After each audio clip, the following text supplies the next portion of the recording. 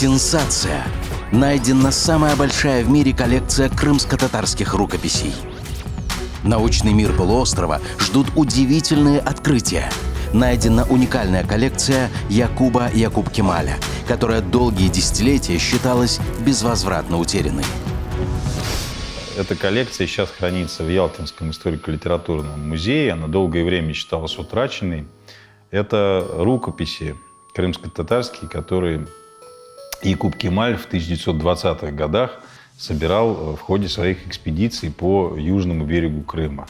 Он собрал значительную коллекцию рукописей. Это и древние списки Корана, это литература по фикху, литература по лингвистике, словари, это и художественная литература, и фольклор. Всего более 200 рукописей, которые сохранились благодаря ему. Считалось, что в годы Великой Отечественной войны, когда они хранились в Восточном музее в городе Ялте, эта коллекция была утрачена. Но, к счастью, вот уже в 90-е годы следы ее обнаружились в Ялтинском историко-литературном музее. И вот уже третий год я изучаю ее, составляю каталог. Это очень важно, поскольку это, наверное, одна из самых богатых и наиболее полно представленных коллекций крымско-татарских рукописей в мире.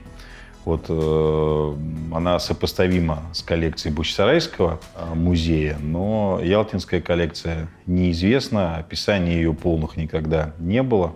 Поэтому она очень важна для нас, как такой памятник, который еще очень много для нас откроет нового и с точки зрения истории Крымского ханства, и с точки зрения истории крымских татар, их духовной культуры. Якуб Якуб-Кемаль, выдающийся тюрколог и арабист.